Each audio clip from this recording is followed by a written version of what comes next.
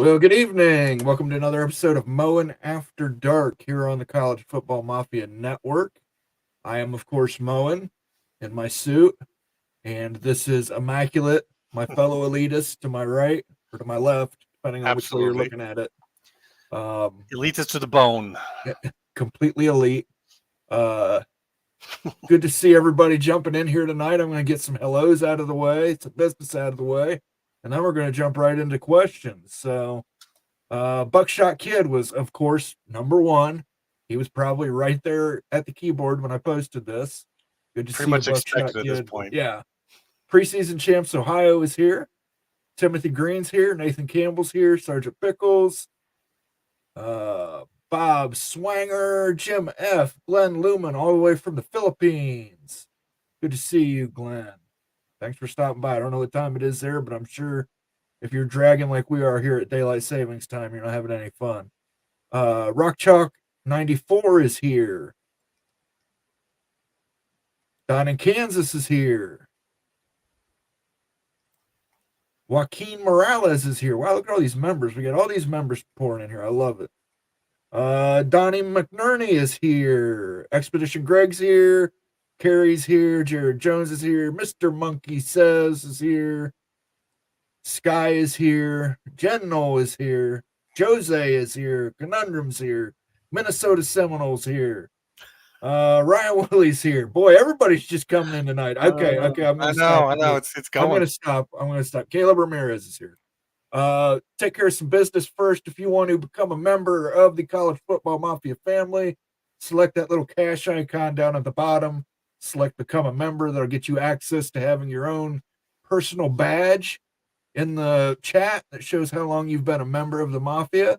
It'll also give you early access to things like Wild Ute University. We just did our first members-only stream this past Friday with the Georgia Tech, how does it fit into the Big Ten, which it was interesting, had some interesting things. I think we all kind of knew the conclusion, but it had some interesting points. So to get you early access to that, you can also leave us a super chat, super sticker. We read those right away or as quickly as we can. And that's all I'm going to say about it for the next hour. All right, Immaculate, let's get into this. Let's do it. I know you want to talk about the Florida State thing. Florida State strikes back at the ACC today. Hold on one second. We can do that first. We got a few chats as well, maybe touch upon, sure. And then we can jump into that because that's like jumping right into the deep end right away. Sure. Coy has gifted 1 membership. Thank you, Coy. Winner. And Ed Lemix, if you're in the chat, make sure you thank Coy for that membership, which he just did. Excellent. Love to see it. Let's get into chats. You're right. We're a chat-based show, and I will get into chats. But I do want you to keep in the back of your mind. I want to hear your tirade on this. It's there. So. It's been there since I saw that, and it'll be there. And I am pretty darn sure that we're going to get some comments about it, and so that'll probably just naturally lead right into it. And we got a super chat here from our buddy it is. Carrie and his dog Dash. FSU smacked back late Friday evening.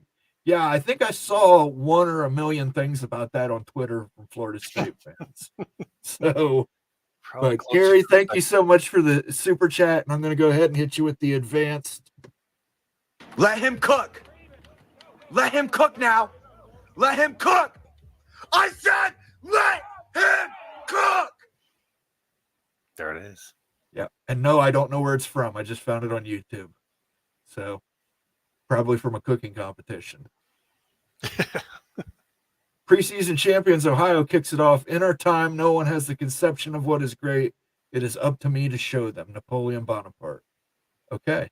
We really usually don't start with historical quotes, but not bad. We're getting Timothy classy Green. in here. Almost. Yeah. That reminds me of a joke, but he is a Big Ten fan too, so you know. Timothy Green's here. Let's get ready for another great show. Well, when you're here, Timothy, they always seem to be great shows. Certainly hope so, Tim. Yep, appreciate it. What is the story about ESPN needing an answer soon? You had mentioned this on Twitter, Immaculate. I'll let you take this. Well, what we saw was they delivered an ultimatum, in quotes, that they needed an answer on. They put in a bid. They put in a bid for 6 years, $1.3 billion a year. That they wanted all the rights to whatever there's going to be, and that they would be allowed to then sub-license out at their discretion whatever games they weren't going to be able to showcase. They just wanted full and total control of what the next thing is going to be. And for whatever reason, they kind of put down an ultimatum saying, because we've seen this 5+7 thing drag out, and then went into talking about the other models. And they finally just said, we want to know what you say to this bid. Otherwise, we're pulling this bid. So, whether it's just a negotiating ploy to try to get them to accept it before any other new bidders come in, which is kind of what I think. Or they think that whatever is coming is going to change the value enough that they're going to want to maybe put in a better bid to push back anyone else coming in. But that's what happened. They said that they were going to pull their bid. And that's, I think, what we're looking at this week, that this is the final week of that timeline. So that's why everyone's watching so closely. I know Nathan in chat's asking if there's meetings tomorrow. I'm assuming that there's going to be meetings all week long, whether it's by Zoom or in person. If this deadline is for real, there's going to be a lot of activity this week. Yeah. All those people are making enough money they can work on the weekends too. Jim F. Immaculate. Remember on the last show we were talking True TV adding sports? Cord Cutter News had an article this weekend with the list of channels on the JV. I'm assuming that's a joint venture. Fox, ESPN, WB, and True TV is on the list. That's correct. True TV has made their primetime basically sports. Yep. I mean, we were just talking about this before the show and how that could possibly work out. And with WB working with ESPN like this, I could see them working out some type of a subleasing deal where they can maybe get some Big 12 content or maybe some SEC content, just, the low end to get it out there and get it seen. And, and then that's already produced and made, and it can go on to this, and then ESPN can make money off of that as well. So, yeah, I think that's definitely one to watch. Right. Coy wants to send congratulations out to the Iowa Indeed. and USC women's basketball champions. 3-peat #1 seed. There you go. Caitlin Clark, draw. That girl can draw. You saw that on Twitter. They were the second game, I think, in the tournament this weekend, and it was already filled with Iowa folks. So the Iowa folks were just sitting through the first game waiting for the second. Yep. I mean, Gotta love it. And you can see it in the Iowa men's games. They are not getting very many fans there. She basically stole the show. So yeah, winning tends to do that. Yep. Sky, one show leads into the other. That's the way we like it. That's how we like it. That's right. Just back-to-back programming. We're doing our own True TV here. Joaquin Morales, greetings TCFM community. Don't forget to smash that like button. Let's go. That's correct. Smash that like button. It's free, y'all. Don't cost you anything. Releases endorphins, makes you feel good. Jim F, sign of daylight savings is the sun coming through Immaculate. You got me with that one. That's when I saw that chat. I started laughing because it's true. This caught me off guard because it's 5 o'clock here now, local instead of 6 when we normally do this show. And so I was over in Greg's and I saw our countdown. It was like, oh, so yeah, it's going to be a little bright in here. I've been dragging all day. Super chat from our friend Ryan Willie, Mr. Badger. Josh Pate asked the question from his show: what national power from 30 to 40 years ago would you like to see become a power again? Can we include Nebraska in there? That's actually the first one that came to mind. As much as I don't want to lose to them, I wouldn't mind seeing them come back to form because they have the stadium, they have the fans, they have the follow, they have everything to be a national power. And now they have NIL and transfer portal. I think they can do it. But anyone else from them? I mean, Miami.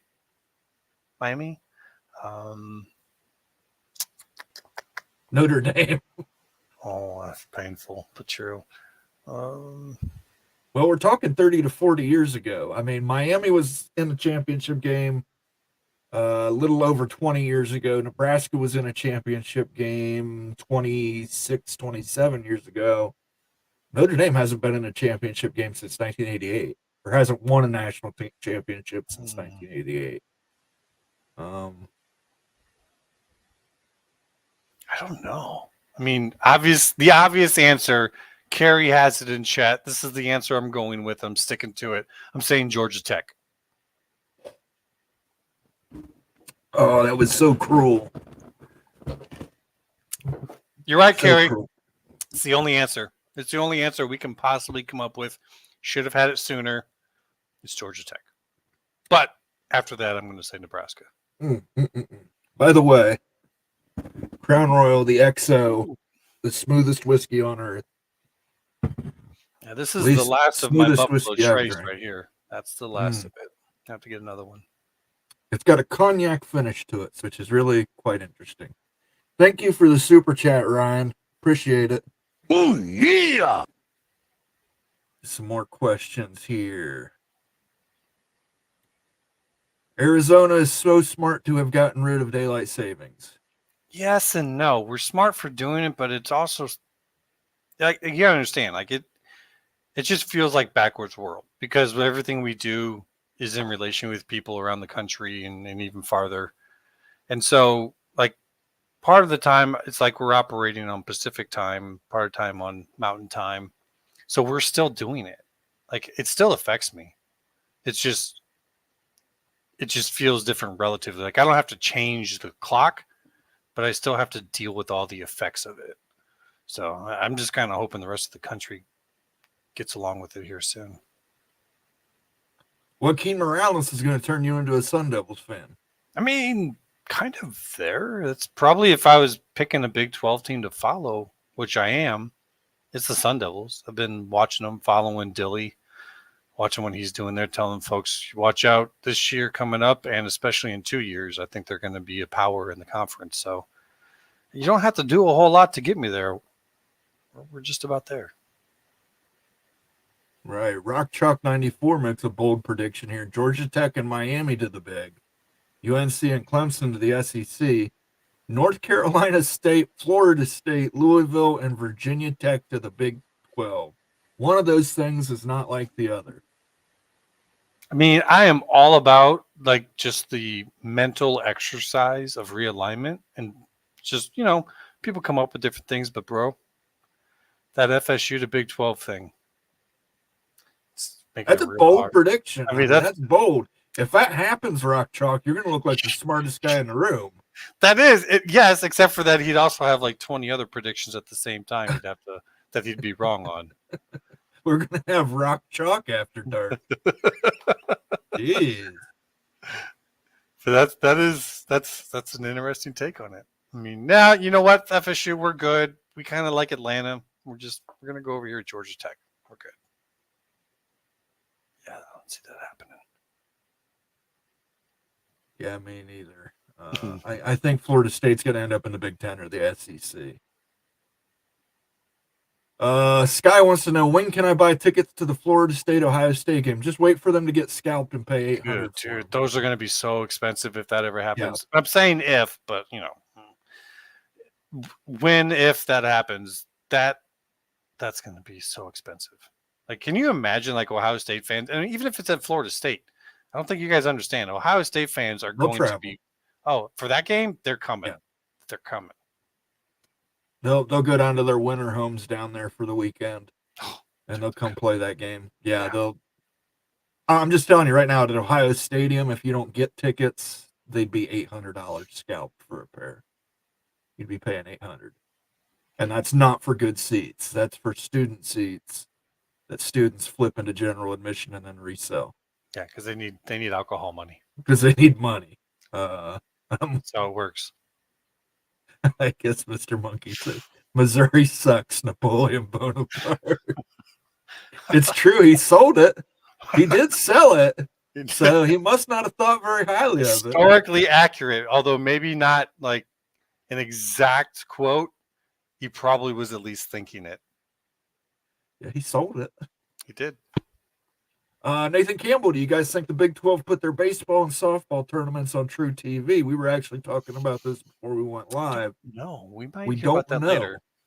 We don't know. We don't know how this is going to work out because there's so much of the tier 3 rights that are licensed to ESPN Plus. Is it going to have to be a sub-licensing thing? Or are they going to have rights to do that? We just don't know. Yeah, and they haven't actually really officially said that that whole app between the three is even working either. Like it's being challenged, so they can't make it official yet. Yeah, it'll go before for antitrust violations, but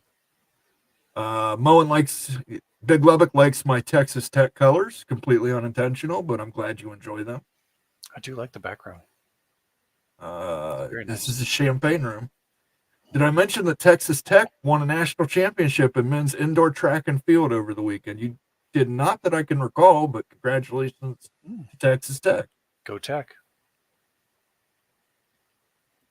Jamie Thornton, dang, that hat tonight. Total stud Moen. Thank you. This is my elitist hat. He looks like an Ohio State pimp. I like ultimatum in quotes. ESPN loves ultimatums. It's an ultimatum, but I mean, if that time passes, do they actually pull the bid? No. Debatable. Yeah. So when they say ultimatum, it's maybe. Sergeant Pickles. Again, you can see Sergeant Pickles tomorrow night at 8 p.m. Big West Mafia show right here on the College Football Mafia Network. Best thing for fans is the CFP going to multiple media partners. Monopolies are always bad for the consumer. Truth.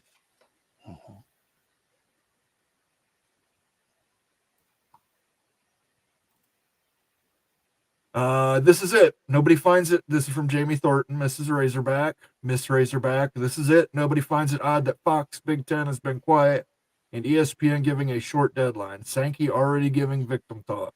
2 words. We tried coming next week by Sankey and the SEC Big. That's a great point, Jamie, which is what we the title of the show. Sankey's getting cranky. Tony Petitti ain't saying nothing. Brett Yormark, he's looking down the road to how he can expand the Big 12. It really is something. Yeah, I mean, I think when people see that, they kind of assume that then it's a breakaway. I think it's more of a, okay, we're done with the CFP. Now let's talk about what's next. But we'll see. But yeah, I think they're getting close to fed up with it, and they may already be past that point, and they're just kind of going through the motions right now. We'll see. This is news to me.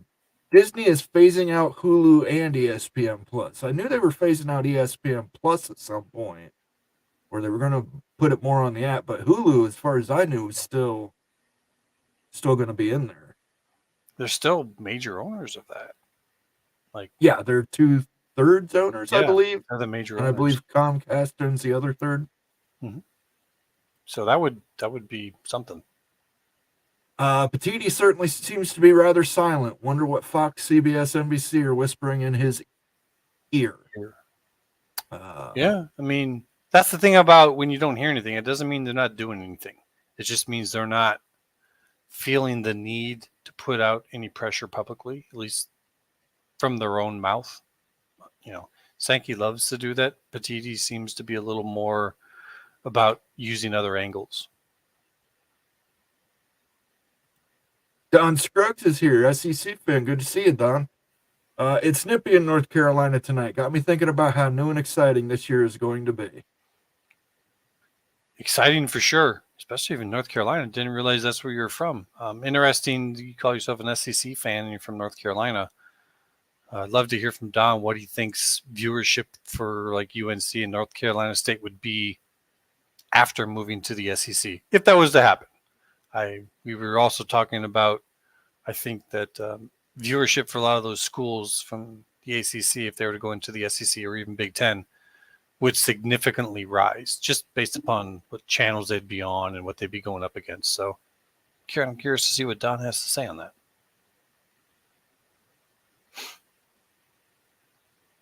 Petitti, rock chalk again. Petitti doesn't seem to be as active as Yormark and Sankey in making moves. Wonder why that is. Well, you can say that, but he picked up Oregon and Washington at a deep discount. That was Petitti's move. Yeah, quiet doesn't always mean inactive, guys. It does not. So to think that he's being inactive right now or not doing anything or not part of this, no way. He's a worker. You don't get to where he was in the corporate without always trying to work out a new deal, get something better. Jay Baller smashed that like button and there were no dolphins. So I'm sorry that there were no dolphins. There's only so many dolphins in the world. Yeah. I didn't say it would release cetaceans. I said it would release endorphins. Give you a little dopamine hit. And dolphins. Nice. Moen's face could be the new trademark for Red Hat software. Sure. They'll pay me. If they'll pay me, I'll take it. And you could take that picture and work it around with some different After Effects, and that is absolutely a trademark face right there. I love this comment. When Ohio State beat Miami in the 2002 championship game, it broke Miami. It did. They have never been the same since. And I think I've heard that from you a few times. Right. And they had Richt was there, and Richt was doing a good job for them. And they were terrified of losing Manny Diaz, and they pushed Richt out the door, and they went on a further slide after that. So sometimes Miami just can't get out of their own way. I mean, I'm pretty sure he had them on a 10 or 11 win season that year. And then they were so afraid they pushed him out the door for Manny Diaz.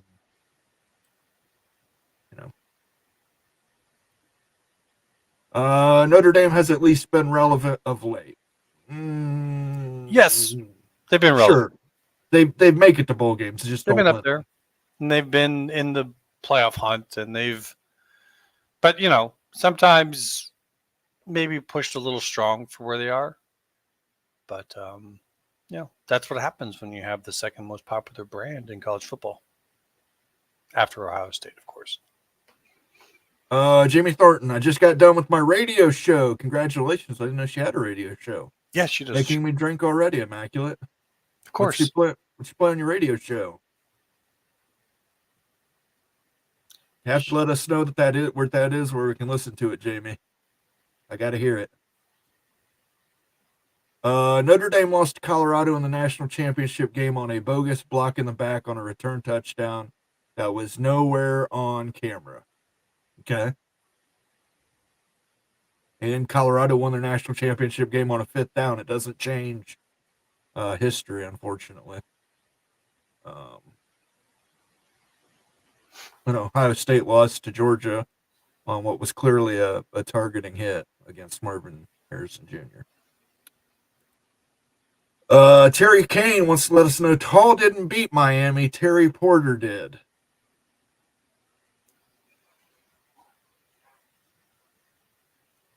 Immaculate is going to dump Iowa before you know it for Georgia Tech. Now, let's not go too far. I mean, especially if they're in the same conference. That's a tough call right there. I might pull for them against Purdue, but that's about it. Nobody will dump schools, but they will go streaming. It will be like they dump schools because big brands will get the most views. Yes, that's true. But that's one of the things is they'll gladly take them streaming things if you're paying them $100 million a year. And to go into that a little bit, when people talk about, I've been seeing this a lot lately. People are like, oh, these certain teams don't belong or don't deserve to be in the certain conferences. That has nothing to do with on-field sports, guys. And, if you notice, like these teams rack up wins and losses over a season with these games that happen that you never see. But those records matter. They matter for donors. Donors, like if you're 7-5 versus 10-2, there's going to be a very big difference in how much donations you're pulling in. So if you think that some of these teams want to go from being 10-2 to being 7-5, simply because they've now moved into a super league, they're not professional organizations. They're universities. They require donations. They require all these elements. So people need to stop thinking about them like they're professional teams. They're not. It's not how it works. Don Scruggs follows up. Born in Georgia, there is a strong high school support for high school football. Why that doesn't carry over to college baffles me. And I think it will. I think that place will explode in the SEC. And I think it'd do pretty good in the Big Ten. But in the SEC, I think North Carolina explodes as a football state. Quiet means cloak and dagger. I don't know if that counts on our show. Yeah, that doesn't count. It has to be No. Georgia Tech. Yeah, I think he was talking about that's a Petitti. Greg thing. Yeah. Like Petitti's doing cloak and dagger stuff behind the scenes, which, yes. Jamie Thornton, it's a music radio show. I saw that. You like the Bangles? Yeah, I dig the Bangles, the Go-Go, Shonen Knife. I like some of the chick groups out there. Don't get me wrong. Breeders. He misunderstood me. I was talking about anyone dumping a school. I was talking about Immaculate dumping Iowa for Georgia Tech as his team. Joking. I know nobody is getting dumped. Yeah. Go. Yeah, and no, I knew what you meant. I'm not dumping Iowa for them, but if they got in, would I be pulling for them in a lot of other Big Ten games just because I'd want to see them do better so that way they get more pull in Atlanta and down there, and then how that would affect the rest of the conference? Absolutely. But yeah, no, they definitely wouldn't move up to my number one. Daniel Gygax, FSU, OSU on the 2027 schedule, and then preseason champ sums it up. First game will be 500 plus just to get in the door for Ohio State, Florida State. It's absolutely true, folks. People spend ridiculous amounts of money going to see Ohio State. And you wonder why the fan base gets upset when you have a season with one loss. Because you spend that amount of money on a team. Exactly. When you think that amount of money for a ticket because of how well they're doing, say Ohio State goes into some other, super league and goes 8-4. The next year, those tickets aren't going for that high. And for each one of those, that's a loss to OSU. So I cannot stress enough to folks about how that business model works, that they're not getting rid of easy wins. They want more competition. They want respect for the conference, but they don't want every single game all year long to be a struggle. They just don't. Yeah, they don't want to go through a slaughterhouse here. We do want a couple breaks to catch our breath. And, not just ticket prices, but prices for any of the amenities and conveniences at Ohio State are through the roof. So, I mean, if you want a $14 slice of pizza and a $17 beer, go to Ohio Stadium. That's where they have it.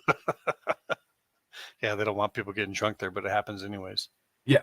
I couldn't afford to get drunk here. Hell, I'd sneak mine in. Oh yeah, most people are already drunk going in, but you can get stopped at the gate there, can't you? If you're too inebriated going in. If you got a ticket, they're letting you in. Gotcha. Okay. If you got a ticket, they're letting you in. Word has it that there will be some noise this week about the SEC and Big Ten opting out of the playoff and doing their own. Yeah, I mean, even if they don't want to do that, you have to put that out there as negotiation fodder, as putting a little pressure. There's a lot of things you're going to hear in these coming days. It's going to set off a lot of people.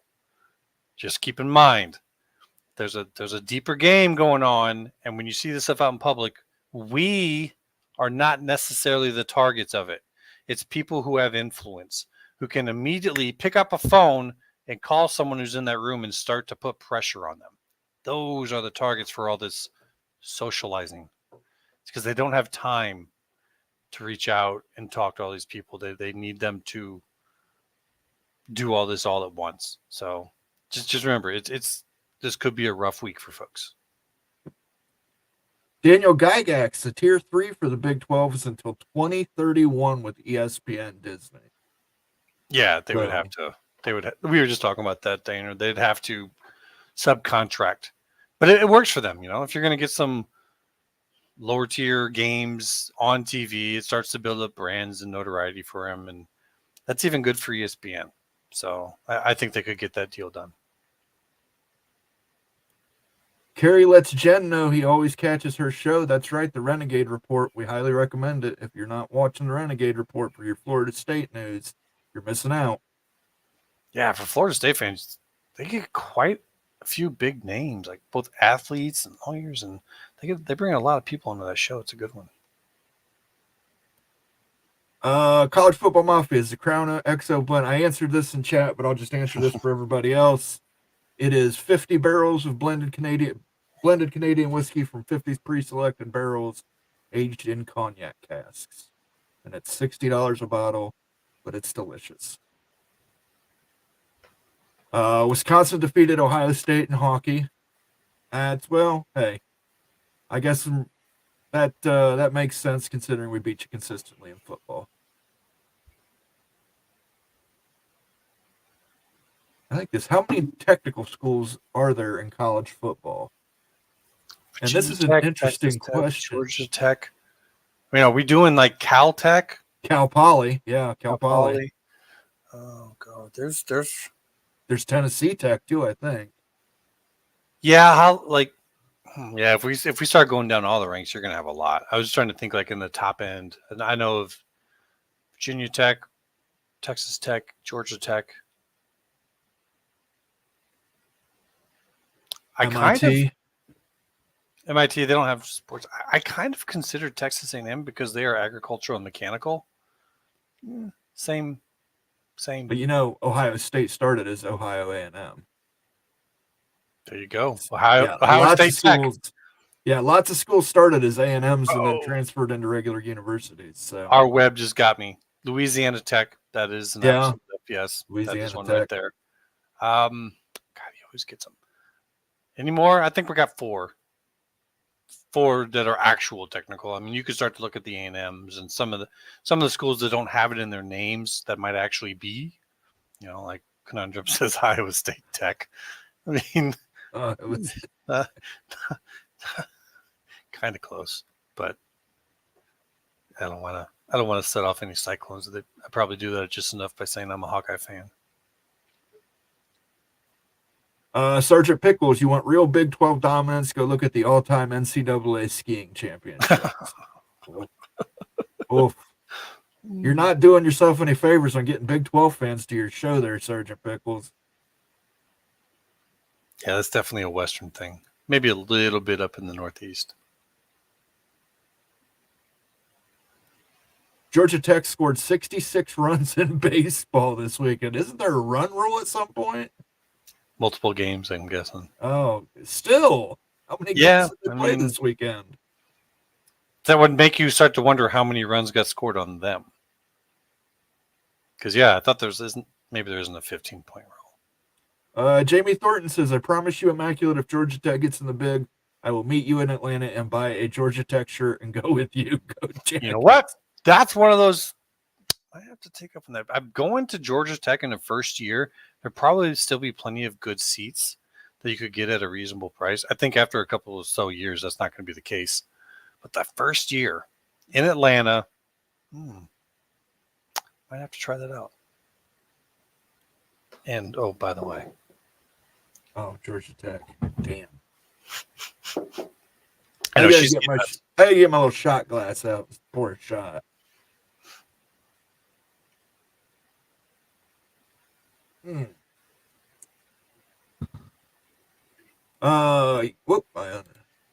That. Yes, it is Immaculate. Great point. And if it does happen, the bad thing is we will see. Like Monty spreading insane false info. So be sure to tell friends to come here to Moen Big 12 Mafia. You're absolutely right. The clickbait from the Monty show is getting to the point that it's ridiculous. I mean, he will admit it on show that that's what it is, and he brags about it. So people, buyer beware. If you're going to the Monty show for news, just know you're going there for entertainment. And in that regard, I don't have a problem with him. I'm just never going to go back there again. I've had some experiences there where for some reason things got centered on me. But he is what he is, and he's not giving you news, guys. He's there to entertain, and you can pick up a few things, but it's going to be worse this week. It's going to be brutal. Yeah. It's like going to Crazy Eddie's car showroom and being surprised when Eddie's crazy. No, I mean, yep. Wisconsin only sells beer in the premium seating areas. You can't buy beer in the stands, as far as I know, at Ohio State. I think you have to go. Wisconsin? You guys, that just seems like it's like that should be illegal in Wisconsin. Yeah, I just think like at Wisconsin, if you show up and you're not drunk, they don't let you in. Yeah, that's what I would have thought. They give you a sixer and tell you to come back in 30 minutes. Like everyone walks in and goes, guys, you do know this is Wisconsin. Like, what are you limiting beer consumption? What kind of heresy? Probably getting tired of people getting puked under and jumping around. Yeah, everyone starts jumping and it just starts coming out. Anyways, I'm not going to go into the puke talk, but yeah, you can see where that's going. Movie Time Blues. Good to see you, Movie Time Blues. Should Yormark think about aligning with either Petitti or Sankey? I think Yormark is already aligning with them. Oh yeah.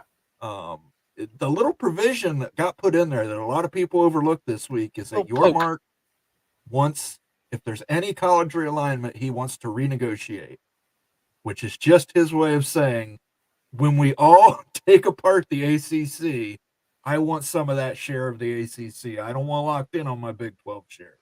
I want to get some of that ACC monies.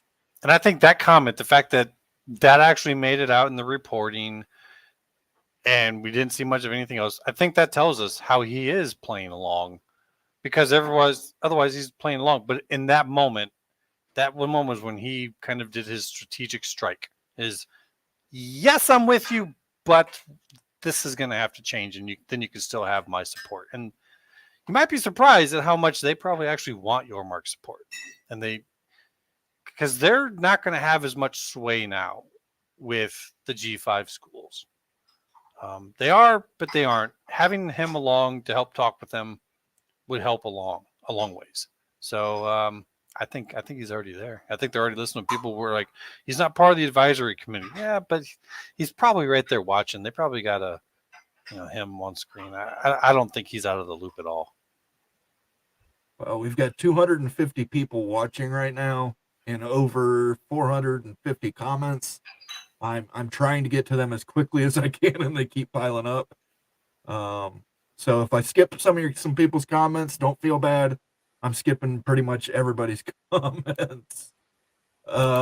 Expedition Greg, Jamie Thornton, Greg Sankey is a hypocrite. It's okay for his conference to take Oklahoma and Texas behind Tamu's back from Big 12, and not okay for Big taking UCLA and USC. And if you really want to get down to it, the Big 12 was formed by killing the Southwest Conference, which kind of had its problems because somebody took Arkansas. Yeah. So who was that? Oh yeah, that was the very first move the SEC made. Yeah, I mean, that's just it. And this is not to be like, oh, the SEC is more. No, like, look, the Big Ten's hands, they got blood all over them, but so does the SEC. Now so does the Big 12. The Pac did before. Like, no one's hands are clean in this, guys. Like, whole, you're more responsible than us. Like, it's maddening. It's almost just like you don't belong in the conversation if you think your conference's hands are clean. They're all dirty. Yeah, listen, we're all standing over Caesar with daggers in our hand, people. Yeah, everybody's guilty. Nobody's innocent in this.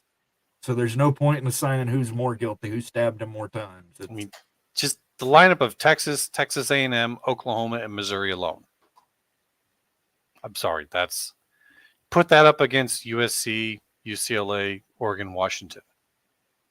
What's the difference? Which one is more powerful? I would dare say maybe what the SEC took from the Big 12 is, but that's a matter of opinion.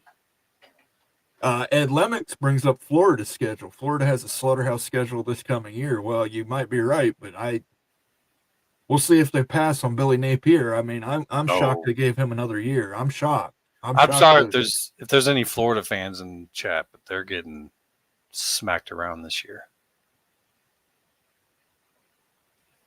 Rock Chalk, FSU to the Big 12 is not so much Big 12 as more of FSU willing to do anything to get out of ACC. But yeah, you're not going to jump from the fire into the frying pan. Yeah, I don't think that they're doing lateral. It's a lateral move.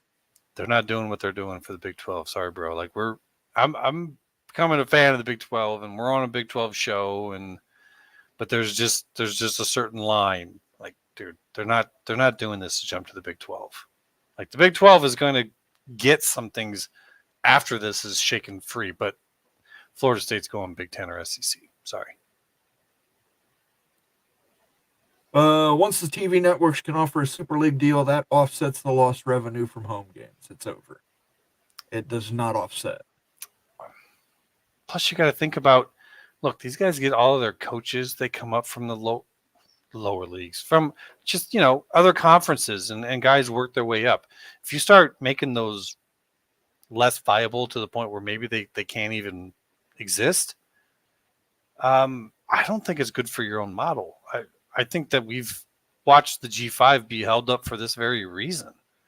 I think that the conferences at the top, they see this whole order of things as being very important. It's almost like an ecosystem. The Super League deal, it's kind of just like the talk over there at the Super League over across the seas with soccer. That got talked about and then immediately just got crushed. I don't see it happening.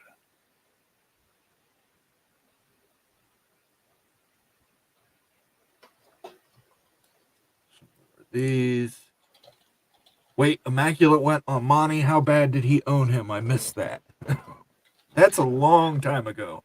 Yeah. What happened there was I was on a show with Locked On Big 12.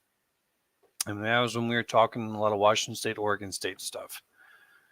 And it caused so many people to reach out to Monty that somehow his phone while he was out on a golf course was just going ping, ping, ping, ping, ping. So it got him real super mad. And he just started reaching out and attacking the idea just because he was mad. And he was doing it on the show live. He didn't realize that I was in chat. And at the time, I even was in green because someone had paid for a membership for me. And so once he finally realized it, because all the chat was like, he's right here. He's right here. He turned around and he was like, well, maybe I need to go watch the video. Like, he admitted live that he hadn't even watched the video that he was just railing against, assaulting. And I'm like, well, yeah, we could talk about it. And so I showed up a second time. And so, you guys know in chat, when someone says your name at you, it lights up. So I come in there and I say one thing, and all of a sudden every single chat is like, at Immaculate. So I start responding to them. And he starts just going off on me saying I'm in there starting trouble and starting shit because I've got all these posts towards people. But it's like, well, if you'd look, you'd notice they're all saying things to me. I'm not. So it just got to the point where it just got kind of heated in there. Like, he was attacking me. And after that time, I said, no more. I'm not going to go back for that. I don't actually have ill will towards him. I know he's just doing his thing. But yeah, it just got weird. He is a carnival barker for sure. Yeah, I mean, Scott Whitefloor, I remember that Immaculate. You did great on the Monty Show. That's how I found CFB Mafia. There you go. Well, there's some good stuff that comes. It was interesting. Like, some people are like, "Oh, you're clout chase." I'm like, I'm not, but it's interesting that you say that. Like, not that I was like trying to text him. Like, maybe that's what it did. But I was just at that point in time, I was just enjoying talking about realignment. So yeah, it was a very surreal moment.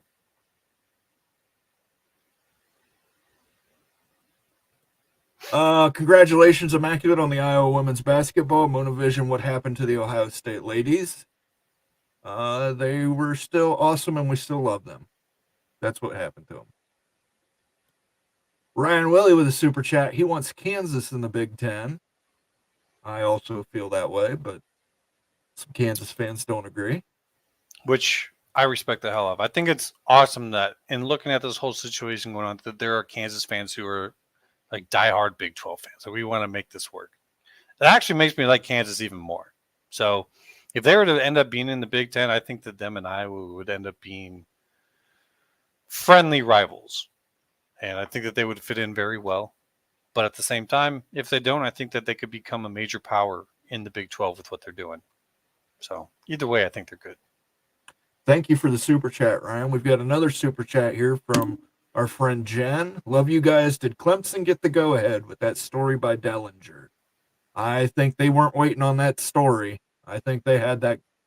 They've been plotting for a long time, and Greg had put that date out there that didn't quite hit. But then again, the date for FSU didn't quite hit either. FSU jumped up pretty quickly, about 5-6 weeks before. I think Greg had originally stated that they were going to do something. So Florida State's early, Clemson's late. Yeah. I don't know if they got the go ahead. I mean, it kind of sounds like it, but what I think happened, what I posit is that the whole North Carolina Board of Governors situation might have kind of put the stalls on that, which definitely is making me lean Clemson to the SEC. Thank you for the super chat, Jen. It's always appreciated. Winner. Jamie Thornton, I was laughing so hard, Immaculate, he kept bashing you, and everyone tried to tell him you were in the room. I wish I'd had you in a chat or text because I was laughing so hard. It was just one of those surreal moments of like live, he's just outing himself, but like it's not a big deal because it's Monty. Like it almost was perfect. I was like, had to have been maybe one of the better episodes for them, and I think it's kind of been proven out because I've been hearing from folks that every once in a while he takes shots. He'll mention my name, and I'm like, I'm so tiny compared to him. You gotta love it though. When your name's on their lips, I mean, that means you're doing something right. But I get it too, though, because like that episode was huge, and so reach back and try and make a little bit more magic happen. I guess if it gets me to come in there, he controls the situation, and that happened too. Like when you post something and then he brings it up 2 or 3 minutes later and creates some false context around it, does some gaslighting. It's not a fun experience. AMAC remembers that. That was hilarious. Everyone was just. It was one of the all-time great moves on college football realignment YouTube. Yeah, I think it's in our small little niche community between multiple shows and whatever. That was actually a moment, and so that was a lot of fun to be part of. Just I still have to put it below Tony Altimore saying no Pac-12 school will leave for the Big 12. As much as people may love or hate that guy, he is immortalized within realignment culture. Yep, absolutely. Here we go. Here's a Kansas fan. Don in Kansas to the big. Yeah.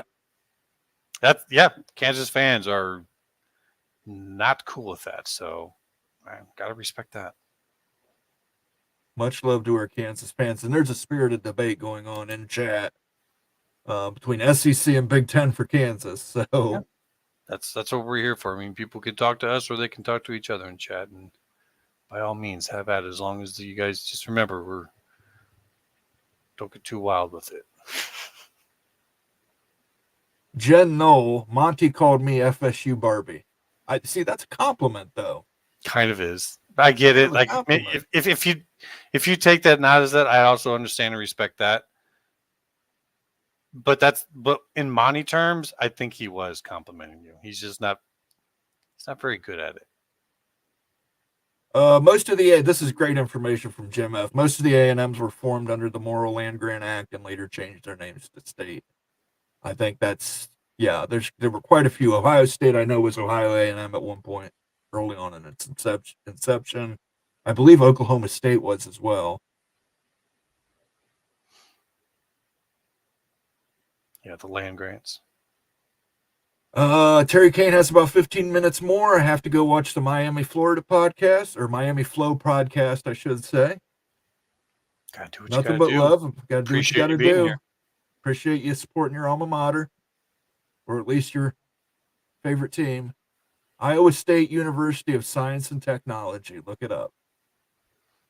But that's also why it's, in my opinion, it's a very important university. And why part of my initial foray into realignment was my worry for that university, because I do think that they're not just important to this country or to that state, but to the world as a whole. And I was a little worried that it might negatively affect the state, or I mean Iowa State, in terms of like if they were pushed out west and less people became interested in them. So they're vital. I mean, they have a direct partnership with NASA, and I will continue to say, I think they're the preeminent agricultural research and technology school. Ryan Willie, Wisconsin versus Washington trophy game, ? I already had this idea. It's the bow down, jump around trophy. All right? Bow down, jump around. Works. It's catchy. It's catchy. Georgia Tech was playing Youngstown State. That's in baseball, where they scored 66 runs. So I'm not surprised Youngstown State is a football school. 64 team, no Sankey or Tony P. They lose their jobs. Just 64 team league, and Fox and ESPN already set to go. I asked him, have you told Sankey this yet?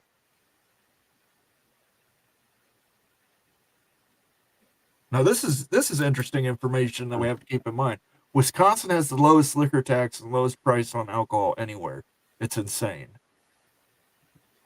Gotta keep people moving.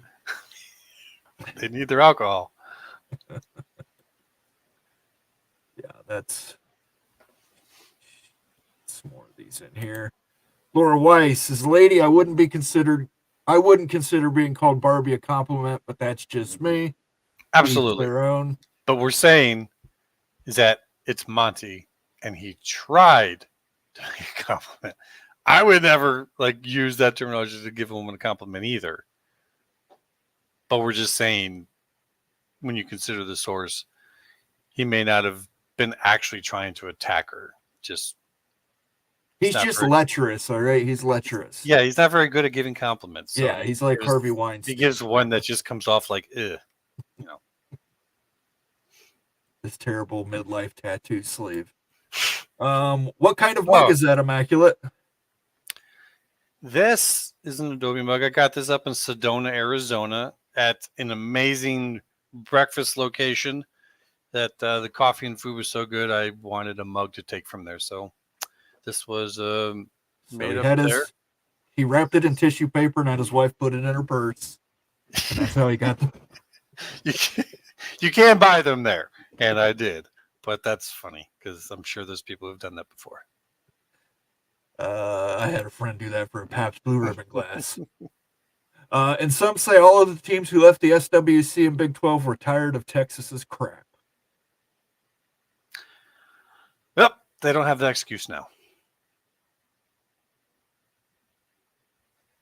But, I mean, I get it.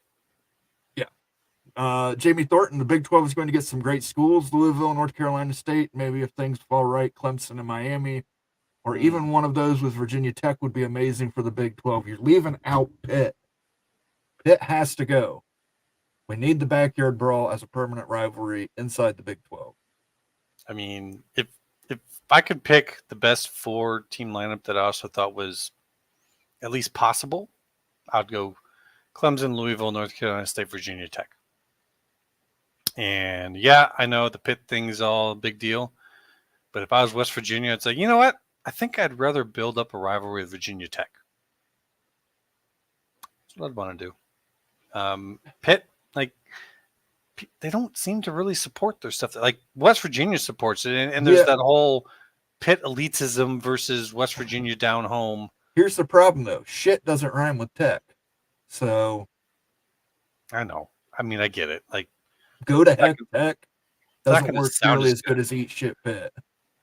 But I think it's a more relevant rivalry. Even they're more like each other. They both care. Pitt doesn't care. It's just, I don't know. And if you're West Virginia folks, okay, now you can go over to their games and watch their games there, which isn't that far away, and you'll actually enjoy the game instead of sitting in a half-empty professional stadium. I don't know. That's just me, and I'm sure plenty of West Virginia folks in chat, Mooncat maybe, would say, no, you're wrong, and that's okay, then I'm wrong. But if I was a strategist for the conference and I was looking forward, I would be like, yeah, we'll give you Virginia Tech and we'll give you Louisville. And you got Cincinnati already next to you. There's your quad. And that's pretty damn good. I don't know. I think West Virginia deserves the final say in it. They've been left on an island for so long in the Big 12. I think that they should get to pick. To a degree, yes. Yeah. But I mean, as the conference, though, it's everyone's getting value off of that, and I think for the conference as a whole, Virginia Tech is worth a lot more. And that's, we're talking, guys, if Clemson's part of this. Like right now, the way things are going, if Clemson is filing paperwork and they are going forward, they're not available. They know that'll land in somewhere. They're going to the SEC. So I'm saying possible, but, and so then mostly Louisville is the lock. NC State, Virginia Tech, I'm going 50-50 at this point, maybe leaning more towards the Big 12. And then as the +1, if you want to throw in Pitt, great. I would say, if Georgia Tech's on the field, I might look at them instead. But I get it. They don't have a rivalry, but I think that Southeast value to the Big 12, especially in long term, is way more valuable. That's where I would go. Jamie Thornton, it's been fun talking to the Kansas fans because there have been some third-party talk with the KU and the SEC. I love hearing that some want the SEC because of Mizzou. Others want the big feedback KU. And then Rock Chalk immediately, no Kansas to the SEC. That sucks. I hate Texas. I hate Oklahoma. I hate Mizzou. I hate Kentucky. I hate Arkansas. No thanks. But Boy, see, that is a fantastic list of things to hate there. But you're actually making the opposite argument, because the reason for not doing it would be as if there's apathy. But hate, that's as strong as love. Like when you're really setting this up, hey, we'd like you to love them, but if you hate them, that's probably good enough. So if you got that much hate against all of those schools, I don't know. You're starting to make the opposite argument than what you think. Ryan Willie, Immaculate. I was attacked by Monty over FSU getting screwed by the CFP. That's what he does. That's what he does. He feels I mean, I'll give Monty credit for this. And I hope if any of this goes out, that this also goes out. The man has stamina, and he sits on there and he does a long show and he does what he does at a pretty high level of energy. So if you give him something to kind of use as content, that's what he does. So, I believe you when you say you got attacked over Florida State, because he knows that's money. Attacking Florida State folks is money to him, and that's it. If KU left for another conference right now, it would look like we were leaving the Big 12 because we couldn't cut it in such a tough basketball conference. Fair enough. I mean, I don't know how many people would come at you saying Kansas can't handle basketball somewhere. I mean, you might be having a couple losses this year, but pretty much Kansas. You're the number one basketball brand in America. So if someone was to say that, I think they're just taking shots. Greg. Golden Gopher QB Max Brosmer will be first CFB player ever to be finalist of FCS Walter Payton Award one year and Heisman finalist the next year, FBS. Yes. I mean, he loves his quarterback. Boy, he loves the Gophers. I mean, I love the fact that you love him, brother. I mean, just as long as he's not getting too attached to that trophy, we're good. What about the axe? The axe is going back to Wisconsin. I mean, yeah, their trophy room might be looking a little bare next year. But that's okay. That's okay. It's all right. You had a good year. You were good back in the 60s. It's tough. It's tough to recruit up there into the Arctic. Especially when you have an outdoor stadium. That was a terrible choice. Jamie, a KU fan, have no need for Missouri. They decided to leave the Big 12 because they were always getting their ass beat. You won't find many Big 12 want to see them again. Big for Kansas, you. Okay. Fair. He wants the big. So, Tony, well, first, imbecile. That's a great word, Jared Jones. I like that. Monty is an imbecile. Tony Lawson, I like when Altimore said USC wouldn't allow Oregon into the big. Yes. You know, I look at a lot of his stuff that he puts out, and I see value, and I love some of his graphical stuff. It's just sometimes I kind of wonder what's going on with him when he puts out his opinions, which is fine. But yeah, you know, everyone's got their strengths and weaknesses. As Greg said, Clemson and UNC holding hands, and remember how Sankey operates. He wants everything hush and under the rug. You didn't Except hear for a peep him. on Texas OU until A&M leaked out days before. The difference being that Clemson or that Texas and Oklahoma had a grant of rights that was coming up. Depending on how you look at the ACC's grant of rights, it's either coming up or not coming up. And that's going to be dependent on what the legal filings are.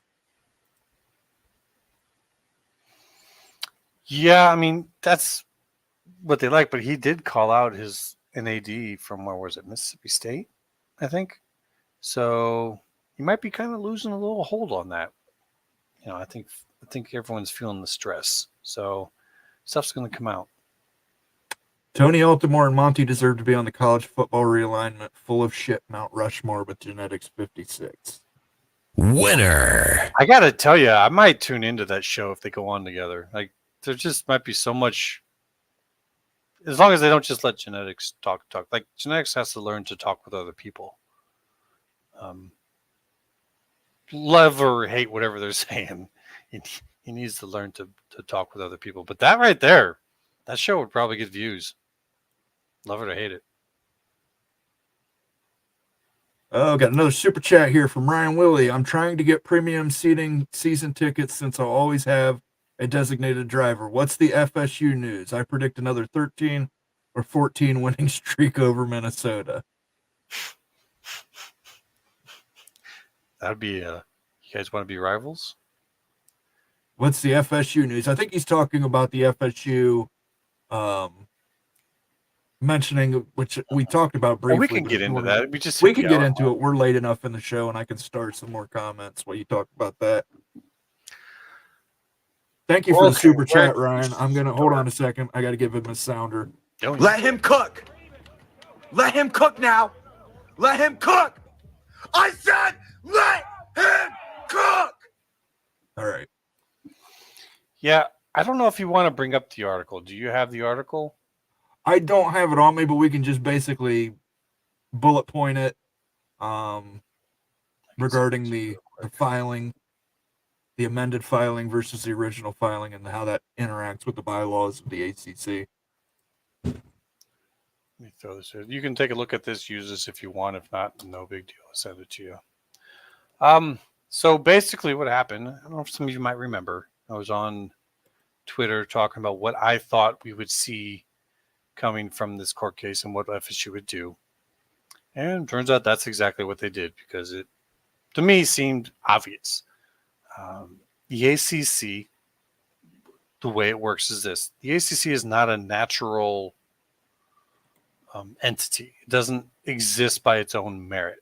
It exists because its members make it. They empower it. And when you have that, you have a system of governance which is kind of ruled and governed by bylaws that are all agreed upon by the members upon its creation, by its chartering in its constitution. And so the ACC has to act within those bylaws if anything it is to do is to have any type of empowerment to basically be legal. And the very first filing that they did against FSU in North Carolina courts, they did without a member vote, without getting the members to say, yes, we approve of you filing a lawsuit against one of the members of this conference. So that's a big deal. And when they didn't do that, what ground do you have to stand on when you're basically breaking your own bylaws? Like, how can you hold anyone else accountable when you're not even yourself being accountable? To make that worse, when they did an amended complaint, because we've kind of had this back and forth going on, they went ahead and got the vote. So you're basically saying, we know we have to do this. We did this. And they're trying to say that by getting that approval later on, it also covers their actions ahead of time, because in certain extreme circumstances, they do have the authority to act in order to protect and like preserve the conference. But this wasn't a situation where it's like FSU was about to walk out the next day and they're filing an injunction, or FSU was going to walk out, ESPN was going to drop them because of it, so they had to stop it. FSU was just going to file their own suit. Like, all this was really about is about location. And in doing that, you're basically, number one, you are 100% insulting, like you're saying we'd have no chance to win in Florida courts. Like, rule of law, all of that aside, their courts are just kangaroo courts. Like, number one, you're insulting that court, which we can all feel how we want in person about them. But to do that professionally is just bad taste. But it's also kind of insulting the courts in your home state, saying we think you're going to give credence to us, so much so that we're willing to break our own bylaws to do it. Now, if you're just filing in your own state, and people say, oh, you're going to get the benefit of that, that's fine. But you're also filing where it's closer to you. You got to travel for court. You got to go there. Like when people saying Florida State did in their own state, so is it the same thing? No, because they literally filed it in a court that's in their hometown so that they don't have to spend a lot of money and time on travel. Like, yeah, is an advantage? Yes, in that regard, but that's natural. That's normal. Ignoring your bylaws to try to get ahead of the other one simply for the reason of location, it knocks their legs out from underneath them. And in best case scenario, I think they lose the initial complaint in terms of that's going to be nullified. And best case scenario, then the amended complaint gets to become the main complaint. And the timing with that, because they're all dated and stamped, that becomes the date of filing. So they lose their home court advantage, so to speak, although they're still kind of farther along in proceedings. But that's basically, in my opinion, best case scenario. Is they're gonna have that initial complaint nullified out. They're gonna lose the timestamp on it, and I think Florida State's sitting pretty. Worst case scenario, ACC needs to worry that the whole thing's gonna get thrown out. And if that court throws it out, you're giving a lot of ammunition to the court in Florida. So cautious, very cautiously thinking this right here might lead to settlement talks. We might be there, maybe not, but we can all hope for that this week. What do you think about that, Moen? Yep, I agree with you completely. It was just completely. How can you say that you're basically admitting you violated your bylaws to file first, but now it's okay because you amended it and held your first vote. Mm-hmm. I don't think that's possible. You've got to say, well, the first filing doesn't count, period. Florida was first to file. Florida State was first to file in Florida. Mm-hmm. And in worst case, you might have created a hostile court, because a court's prestige, the judge, remember, these guys, they want to move up. And this is like a whole world that's not even visible to us. Like moving up in courts, getting moved up. And having something on your court's history that shows that you were considered a biased court is really bad for that. Yeah. Not good. So for them, is people think that they're just like blatantly being biased to people, and they'll say, no way. Look at the Washington State case against the PAC. And people thought when that was going to go to the Washington Supreme Court that Washington State stood no chance because they'd be biased towards Washington. They wouldn't even look at the case. Like, That's kind of talk, guys. I'm telling you, it's chat room talk. It's, over a beer talk. It's not reality. These cases or these courts are way more concerned about their prestige and the way they're viewed, because these judges, they want to move up. So they might have done themselves a really bad disservice here. And from what we heard, ACC did not keep a very large legal counsel on hand. So this might have been done by like one person that maybe didn't quite know exactly what they're doing and didn't have like a brainstorm session of like where one person could have said, unintended consequence, this might happen, maybe we shouldn't do this.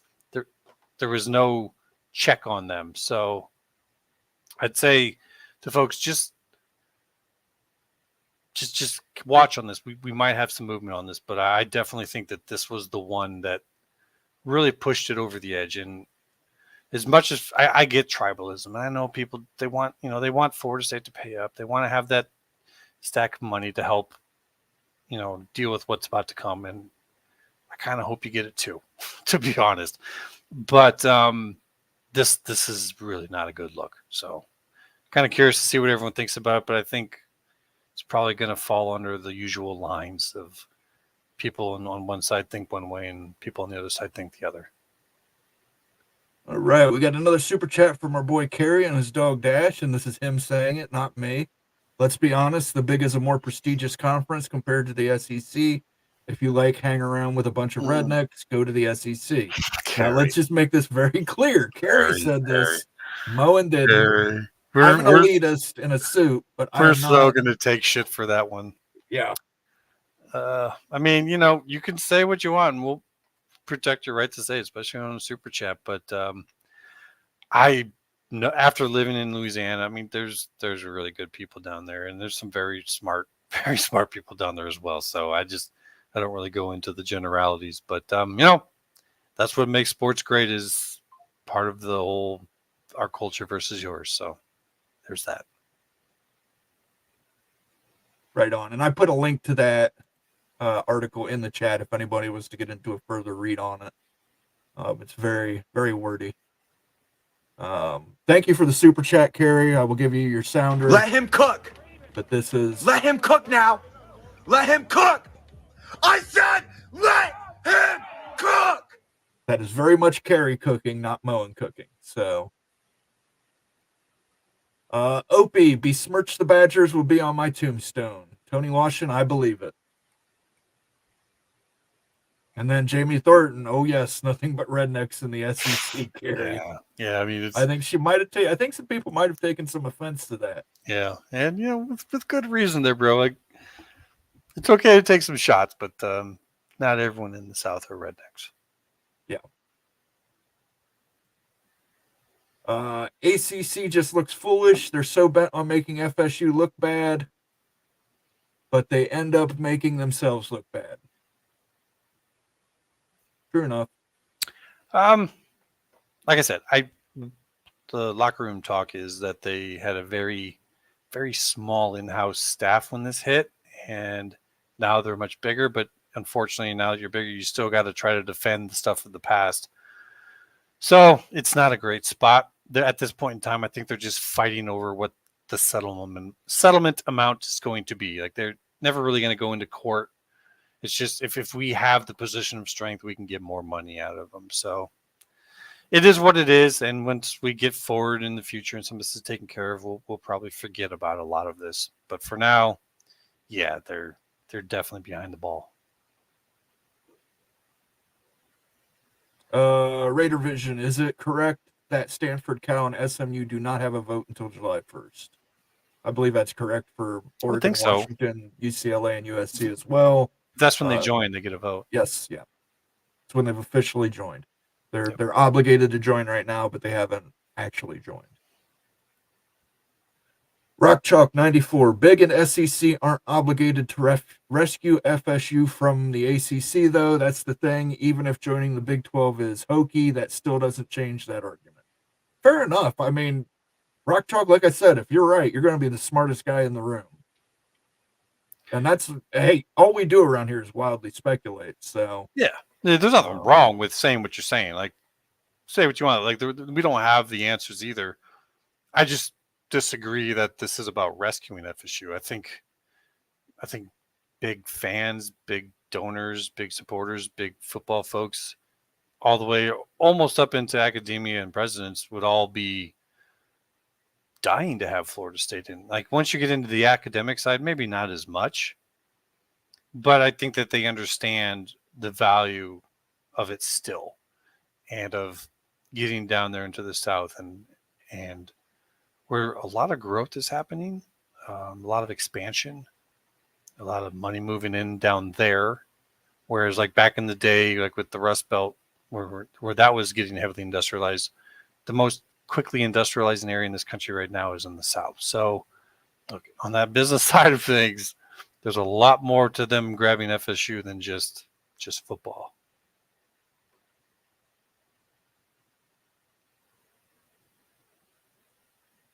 Let me clean this up a little bit in here. Mm-hmm. Clemson will file their papers 90 minutes after Florida, North Carolina jurisdiction is determined by the court. Might be right. I mean, that's not a bad take, that they might be waiting to see how that fight goes.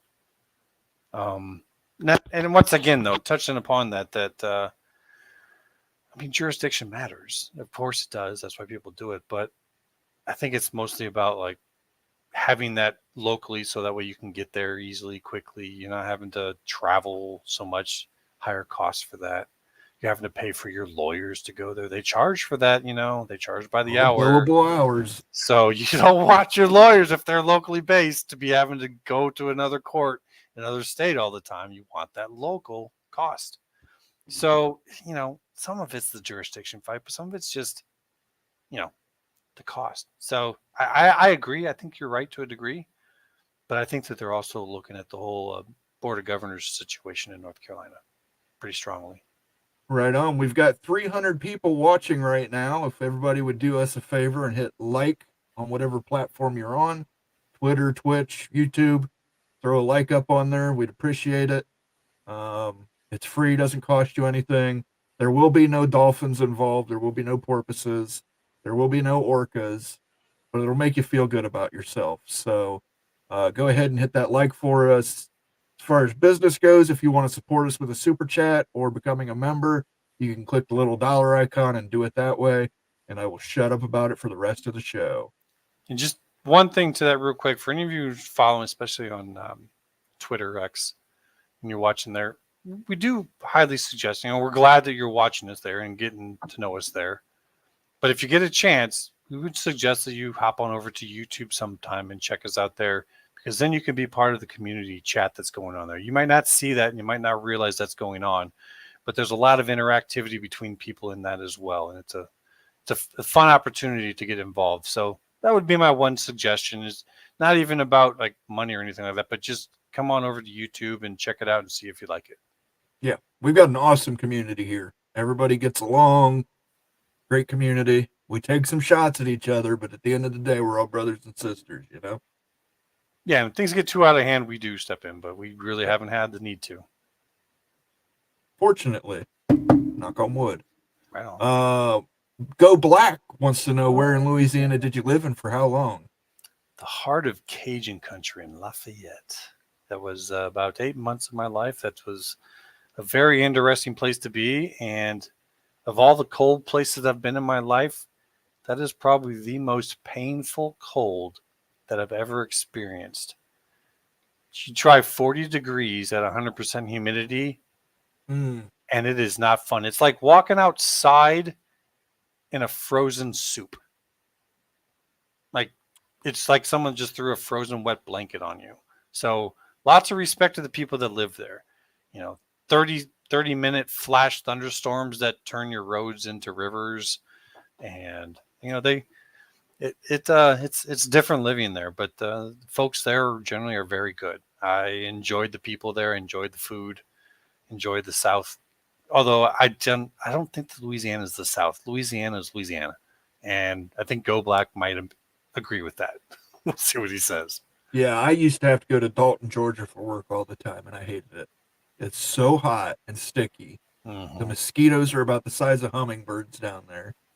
Just, it's different. It is for different. People from the north, you just can't take. I mean, it's the humidity. It's just so strong, And if you're a fat guy, it's even worse. So, lots of Iowa fans this week wandering around with tears in their eyes, looking for Floyd warmed my heart. All right. I give the go for that. We got to get that trophy back. And to people who don't realize it, like that's a thing, man. Like in talking trash and everything, like, those trophies, it's just a trophy, but it matters. Like it's bragging rights for an entire year. It sits there. The guys see it. It matters.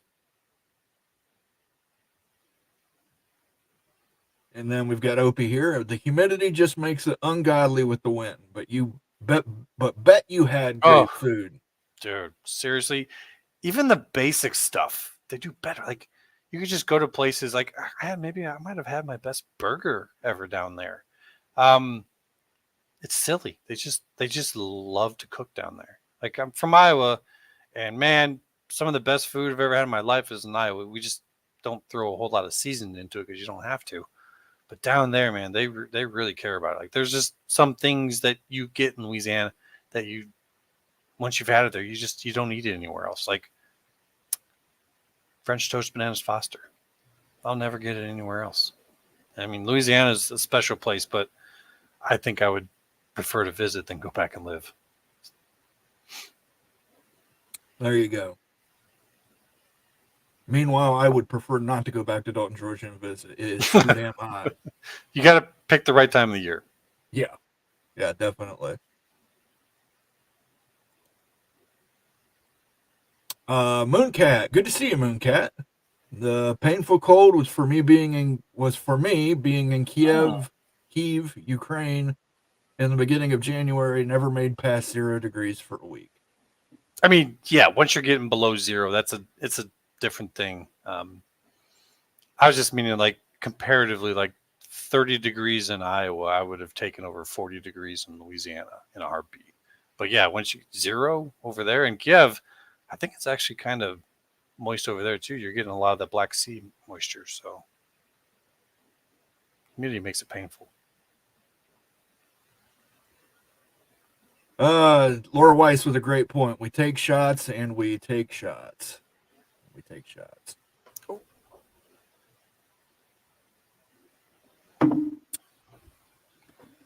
Excellent point, Laura.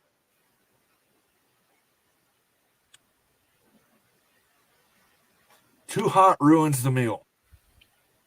It can. Yeah. The hotter you make it, the more flavor you need. To be honest, a lot of the Louisiana hot sauce is vinegar based, like your Tabasco style, because that's all from down there. But some of it's not, and the stuff that's not, in my opinion, was some of the best hot sauce I've ever had. Like I had a spaghetti down there that was a spicy spaghetti, and goddamn it, that wasn't just amazing. But that's what they do. They take things and do it up in a way that you wouldn't have thought so. And it's just like, oh, this is amazing. And it's just Louisiana. I like this. You guys need a nickname for your chat room, people. We do. We need a nickname for this community. Well, take ideas. Whatever. Yeah, what you guys come up with something. I tried telling Big Ten Ted to name his guys Ted Heads. And he never took me up on it. And I thought that would have been a great name, Ted Heads. But whatever. Makes me think of Deadheads. Yeah, I know. Ted Heads.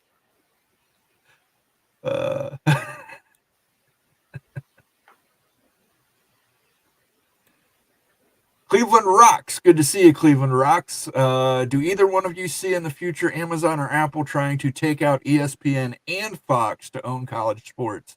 Well, Jeff Bezos certainly has the money to do it. It was the richest man in the world again.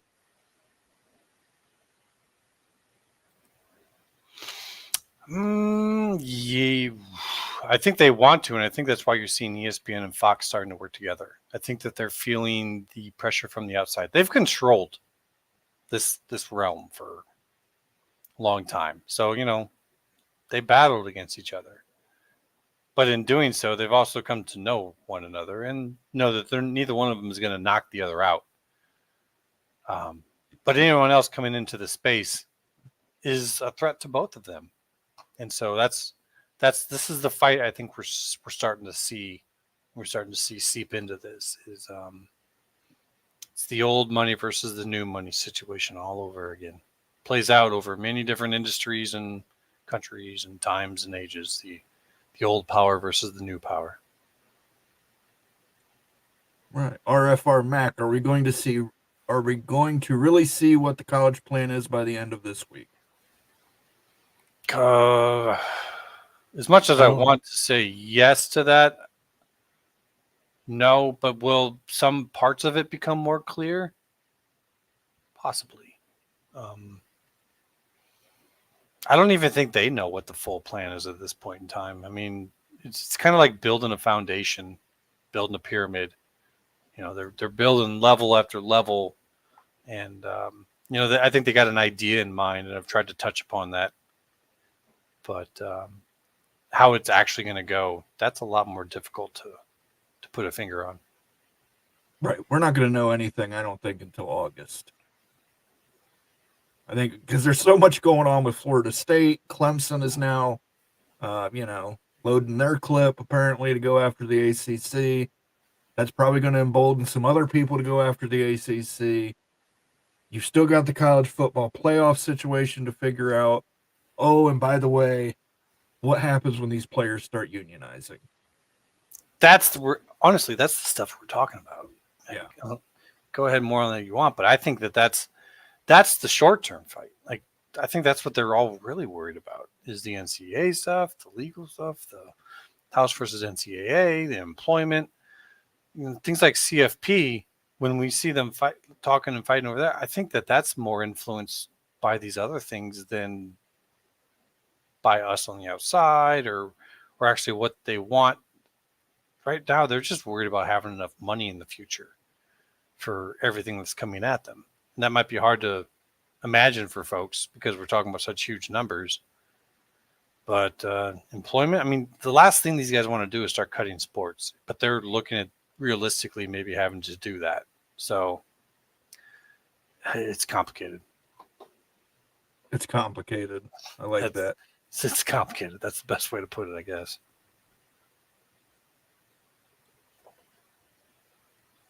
Which privates is from Go Black 45? Which private school gets the invite to the Super League? Baylor, Boston College, Duke, SMU, Syracuse, or Wake?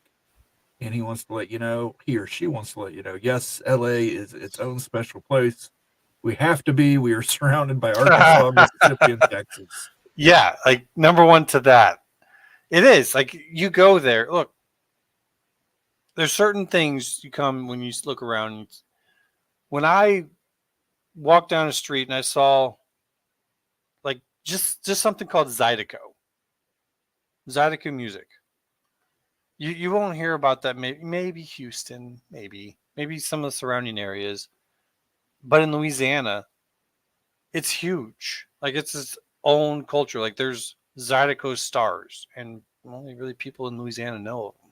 When you walk down the street, and there'll be guys bumping Zydeco and dancing in the street. Like it's almost at times it feels like its own world. So I don't really consider it part of Southern culture. I consider it its own culture that's in the South. Of course, I had a limited time there, but it's its own thing. And if you don't believe me, just go there and experience it. I've never been to Louisiana myself, but I've always wanted to see New Orleans. I'd like to see the French Quarter. If you go to French Quarter, just I wouldn't go during Mardi Gras. Yeah, but even then, like there's an industry now that's down there. Understand they're looking for people who look touristy. So if you're gonna go there, just try not to be too touristy, I guess I could say. Me? You think you wouldn't looking like that? I might blend right in with this suit. Yeah, you just and don't get too drunk. Keep your head about you. Because there's predators there, but at the same time, I don't want that to be like the defining thing. You will also have one of the best times of your life, like down there. It's like so much is mixed in. Like your fancy restaurant here with your bars over here where you can get your daiquiris and walk around the street. Like, you'll have an experience that you probably can't have anywhere else. It's just, be aware. That's all. Yeah, I just want to try some of them beignets. Oh, I'm a fat dude, guy and I love just sweet foods. such good food there. But real quick on his question about the private schools, Super League. I don't believe in Super League, but to answer that, which one of that listing would get it?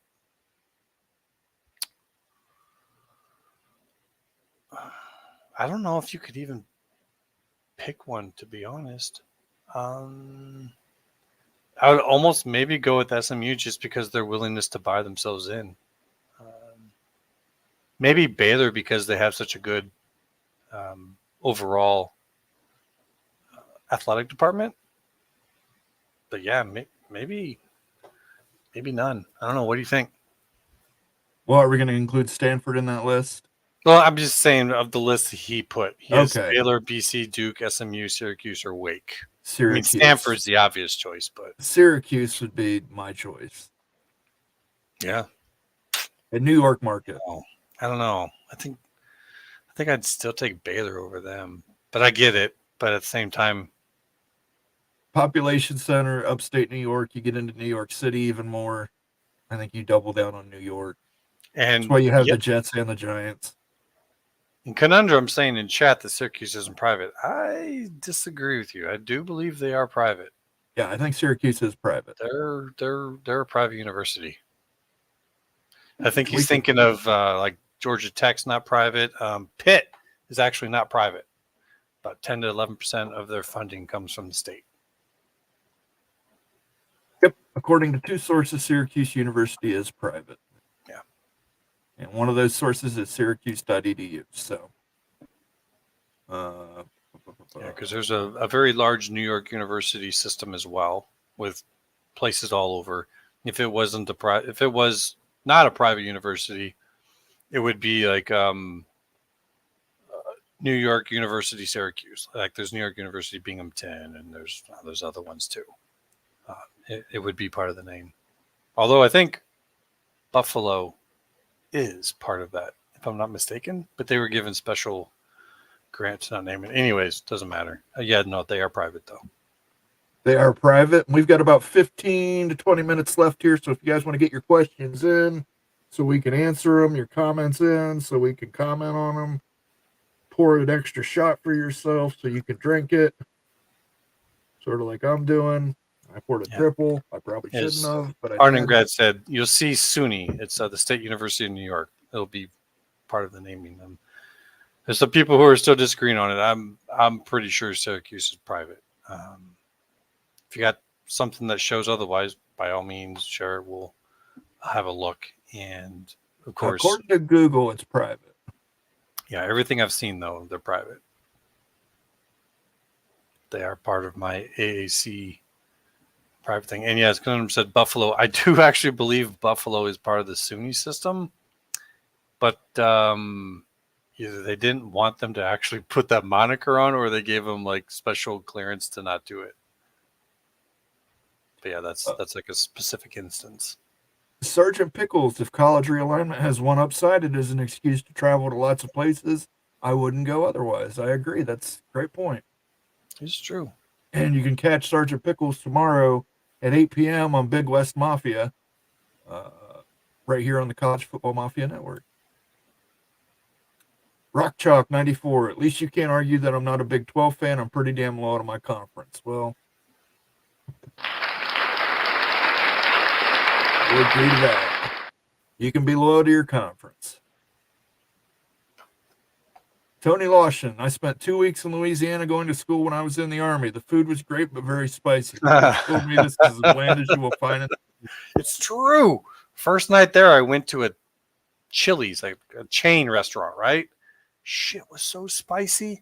Couldn't believe them. Like same dishes that I'd had up north, but they're cooks there. They don't know how to cook without putting some spice in. So even the guys that they get as the line cooks at a national chain restaurant, you're going to make your food a little spicier than you used to. It's just how it is. Here's some names on options on the chat. Crown Royals, not bad, not bad. Yeah, not bad at all. Moen's Maniacs. Ooh. That doesn't leave anything for Immaculate, though. Yeah, but this is Moen After Dark. Yeah, I guess. But we could be like Moen Mac, Team Ramrod. Team Ramrod. Apple is worth $3 trillion. They could definitely take over college football from ESPN. Yeah, absolutely could.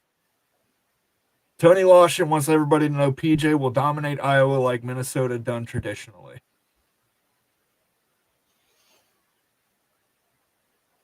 Oh, and to Jamie asking about posting links. Actually, I don't know if that's possible. That's a Moen question.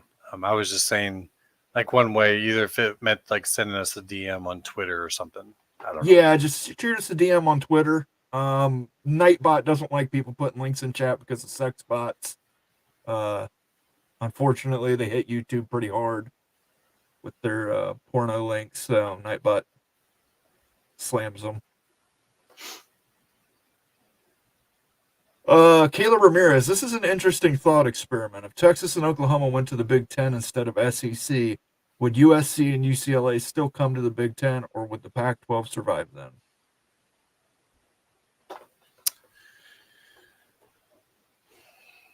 That's a really good question. I used to have an old theory in terms of what I thought was going to happen with the Big 12 getting cut up. And I actually had Oklahoma and Kansas going to the Big Ten, with Texas going to the ACC with the Notre Dame style deal. So I never really saw a situation where they were going to go together, because that's just not really how Texas plays. They don't do the whole we're all equals, we share. That's not really what they do. But had that have happened, for shits and giggles, yeah, I still think so, because the same market forces are still applied, in that you have big brands out west with small viewership. And when you cut all the bullshit aside, that's really why what happened with the Pac is what happened with the Pac. So I do think eventually that would have still come around. You just would have had at least USC come in there, and also then playing against Texas and Oklahoma. So yes, I still think we would be where we are. Just might actually just have the Big Two then, but I don't think we're going to have that now. But if you would have been tearing apart with the Big 12 and the Pac back then, the ACC would still be a target too. So that probably would actually have taken us to the Super League if that would have happened, ironically. I think that the Big Ten probably would have stopped. You think so? The SEC probably would have pushed Florida State, Clemson, Miami, the most valuable brands in the ACC. They would have blown the ACC up quick to try and solidify their base. They may also have lost Missouri. I wouldn't be shocked if that was the case. If they took Texas and Oklahoma, they didn't take Kansas and Missouri as well. Maybe. I still think that's possible. Jeff Fuller, our buddy, full agreement with Jeff. Immaculate on how different Louisiana is from the rest of the South. I lived in Baton Rouge for 4 years. He knows. I mean, Baton Rouge is the heart. I call Lafayette the heart of the Cajun country because it's the center of it, but Baton Rouge is really kind of the heart of it. You go there, you experience it. Like I said, if you just go to New Orleans, you're getting part of it. But if you head out to some of the areas out west, maybe for a day or two, just kind of check it out, you're going to find out real quick. Louisiana is Louisiana, period.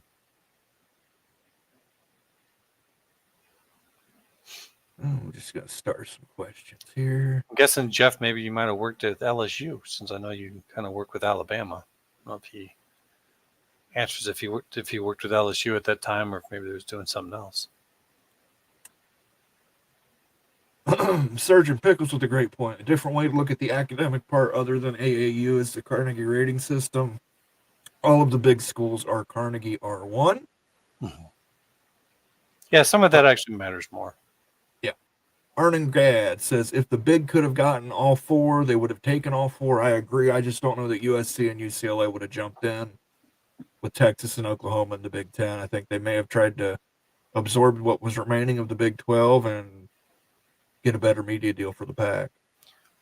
Part of what happened with the Pac is that they wouldn't play nicely. I kind of had the feeling that they were supposed to take some of the schools that had less value to the East, like say in Iowa State, a Kansas State, Oklahoma State maybe, and then like Texas Tech, because that would have got them in the Central time zone. Yeah. It would have gotten them. They would have been able to take part in all the 12 o'clock Eastern game slots, which they couldn't do before. They were having problems getting on like Direct TV and Dish TV. That's one of the things. Like they just didn't quite have the same value as the other conferences. So that's where I think was put to them, and they didn't like it. So they started going after Texas, Oklahoma, Texas Tech, Oklahoma State, because they didn't want to play that game. They didn't want to just take what was going to be offered to them. And they almost got it, but they didn't. So they paid the price. And I think that's what was going to happen. Is it was basically the Big 12 was going to be divvied out, and we were going to go to 4 conferences. But I still think the same market forces would have still played out. Maybe not. Maybe those Central Time Zone schools would have saved the day for the Pac. Who knows? Daniel Gygax says Oklahoma is an AAU, so it would be Texas, Notre Dame in the Big Ten. I think they would take Oklahoma, even though the fact they're not AAU. They're going to take Florida State, even though they're not AAU. Yes, some of the talk of the time was that some of the Big Ten folks were balking at OU because of all of that. But I think that was kind of like the old way of thinking. If we were to look at today's way of thinking with rivalries, I think Oklahoma would get in a heartbeat. You're building right back up that Nebraska rivalry. You're one of your top brands in the country. And even though it's in Oklahoma, it does get you into places like Dallas. So, I think OU now would get in a heartbeat. But, is what it is. Immaculate, my comment to that, say the Big added all 4 of those, that being Texas, Oklahoma, LA, both the LA schools. Do they add Washington and Oregon?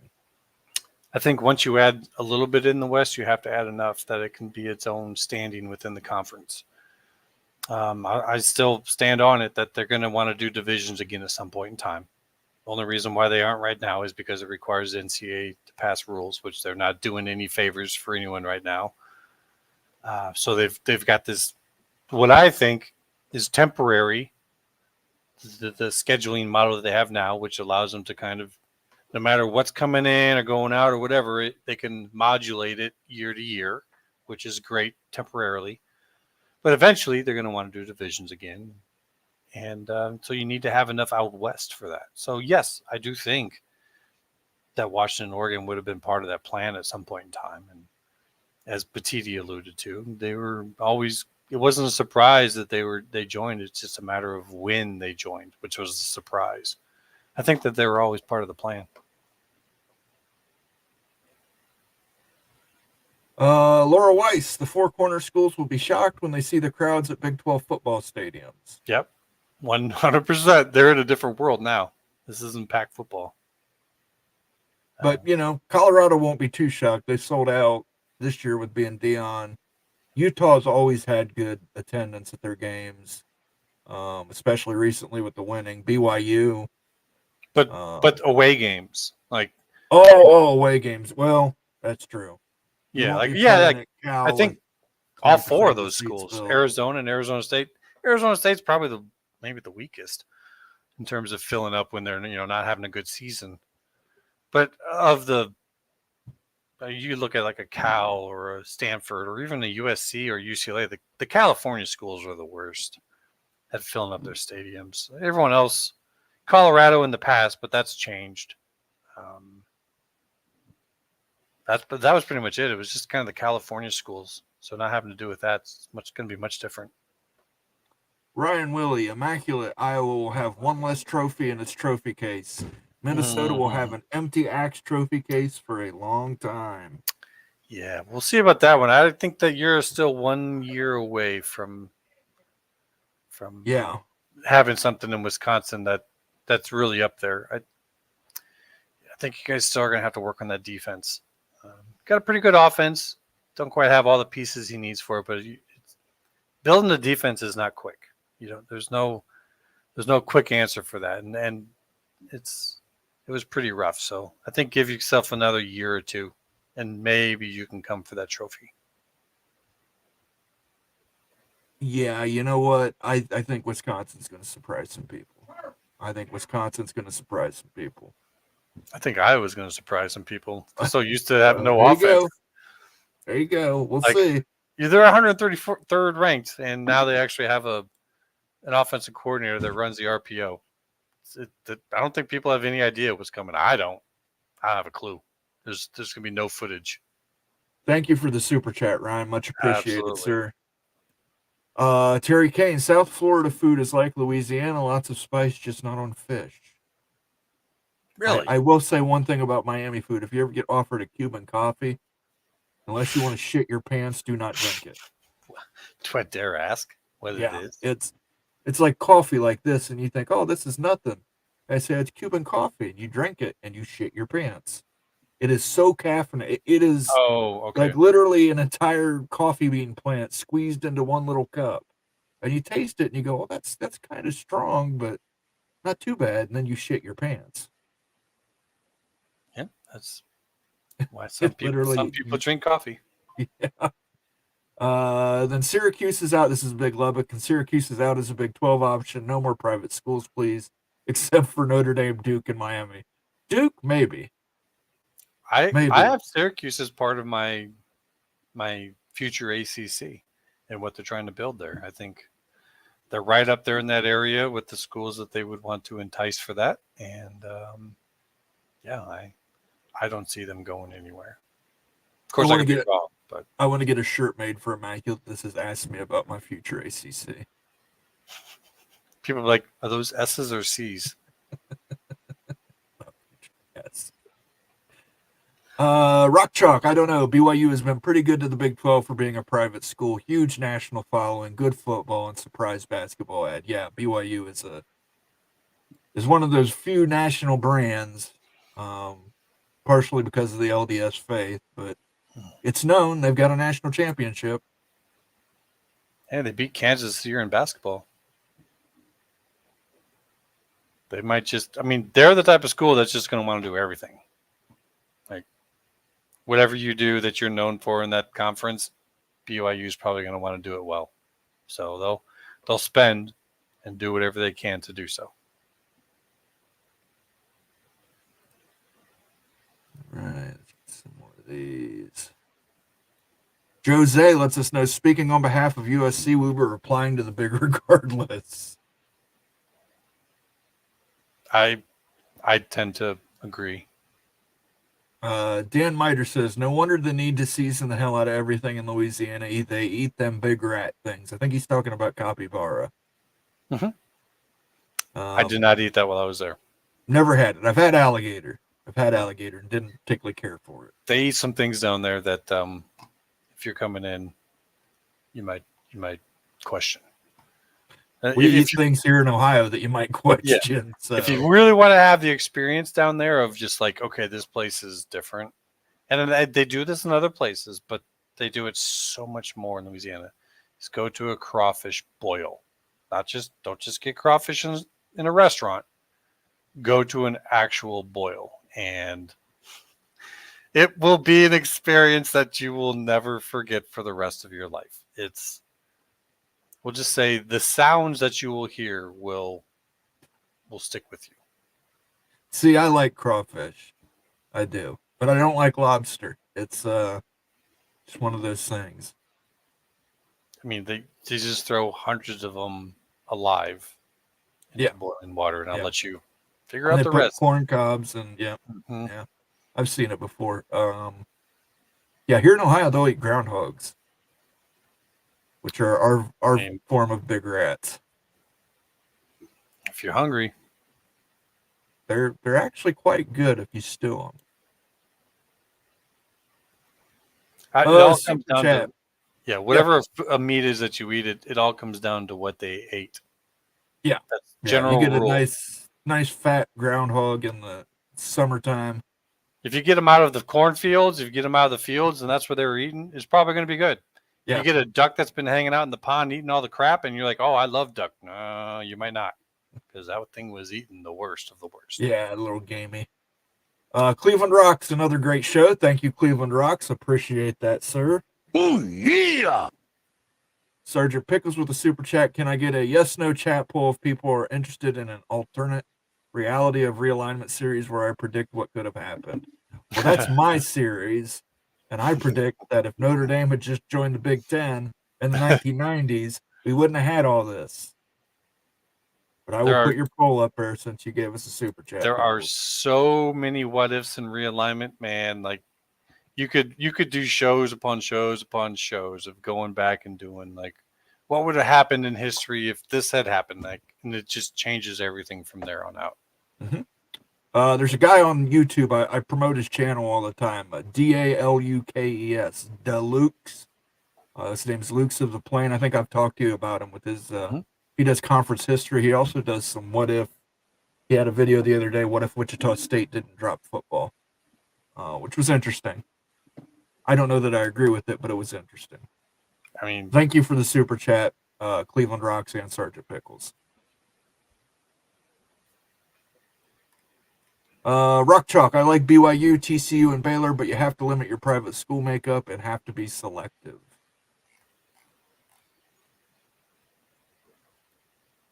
Jeff Fuller answered your question. No academic ties in Baton Rouge or Tuscaloosa, just my medical practice that happened to be in big CFB towns.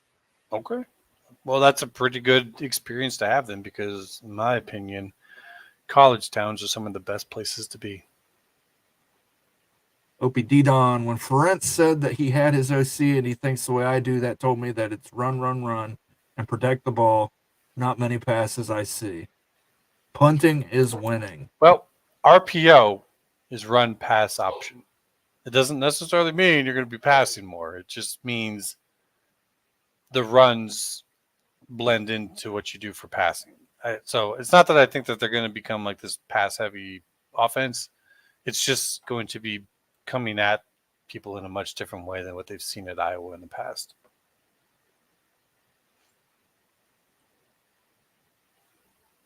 Jamie Thornton, even if there is no breakaway, I would love to see some kind of scheduling agreement between the SEC and the Big with this new partnership.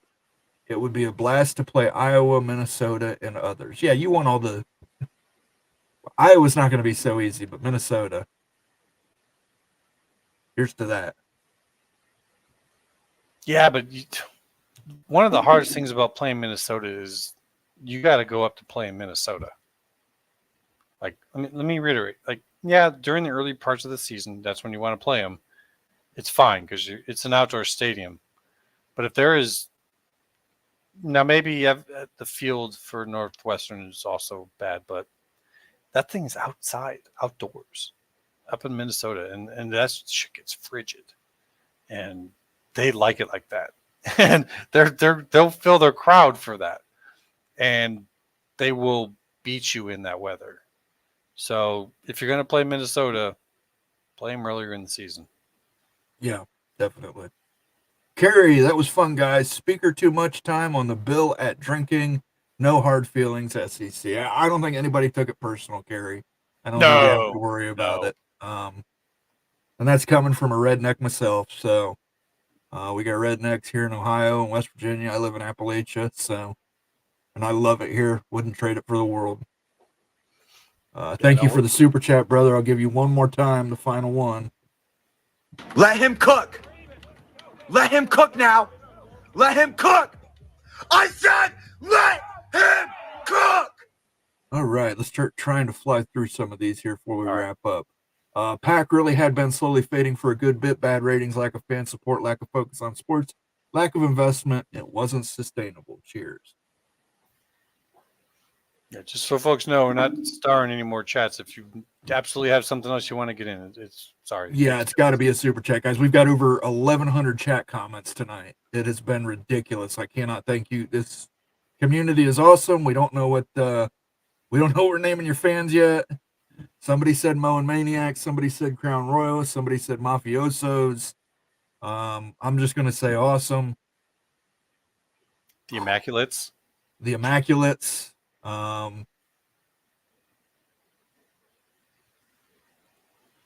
Preseason champs McNamara and Hill in an RPO offense will be wild to watch. Can't wait. If McNamara can sneak and hang on, cautiously optimistic to see what this is. We'll see. I mean, yeah, the point about Ferentz holding everything back, it's a valid point. I would never argue against anyone that says that that's what's going to happen. It's a valid opinion. But I'm allowing myself to be cautiously optimistic. We'll see.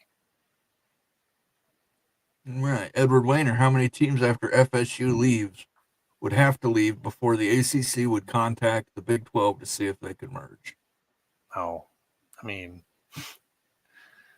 this is a loaded question. I don't know. I don't ever see a merger happening. It's not in the best interest of the Big 12. It's just not. But the question is, when would the ACC do that? And so that's a fair question. Probably after that first round of Big Ten and SEC takes, there's going to be those. At that point in time, like when we at the PAC, what happened is everyone went from being no way, hell no to the Big 12 to we better go so we're not left behind. And when that mentality hits, whenever that happens, that might be when they realize that, because they'd all know that not all of us are probably going to get in off of singular votes. So if we could work out some type of merger, but I'm pretty sure Big 12 would be like, nah, we like them, and them instead, and that's it. So probably at that point. And let's end it with a super chat tonight. Carrie says, call it Crown and Mafia. So what do you guys think of that? It's not bad, but Maybe reach out to us on Twitter. Let's get 4 to 5 options. We'll throw a poll up here. I like the Crown Crew. Crown Crew? Okay. The Crown Crew. Okay, the Crown Crew. The Purple Bag Boys. For that purple crown bag. I don't know. Let's come up with some options, people. We got a week. Let's hear them next week. Let's brainstorm. You guys come up with it. It's going to be your name. So let it stew in your brains for a little while. Yeah, let it stew in there. Have a couple of these to help lubricate your brain, and we'll go from there. This has been an awesome show, guys. Like I said, 320 people at our peak, over 1,100 comments. Absolutely insane. You guys killed it. We're going to let you all cook until next Sunday for Moen After Dark. You have anything you want to say before we head out, Immaculate? This week's going to be something. Don't exactly know what just yet, but I have a feeling you're probably going to be hearing from us a lot during the week. I have kind of noticed that there quite hasn't been as much activity on X as there was in previous stages. I'm going to be keeping a close eye on things and posting about it there. So I would just say, if you pay attention on X at all, look for me, Immaculate View on X. Moen's on there as well. You'll see him, Moen After Dark. We'll be talking direct about that, and from there you'll know kind of what we're going into. So keep close eye, keep a look on it, and if you're having fun here, have a look on X and see what you think. I get into some pretty heavy conversations with folks there as well. So if this is fun for you here, join me on X. We'll continue it because this is going to be a busy week. Yep. And Jamie, if you're still watching, DM me the name of that radio station. I want to give it a listen. So there we go. All right. You guys have a good rest of the week. Try and be okay for daylight savings time at work tomorrow. I know it's today, but it is what it is, guys. We can't change it. So nothing we could do. Until then, we'll see you guys next Sunday. We'll actually see you on Tuesday. Big West Mafia tomorrow at 8. Big 12 Mafia Tuesday at 8. So we'll see you then. Take care, guys. See ya.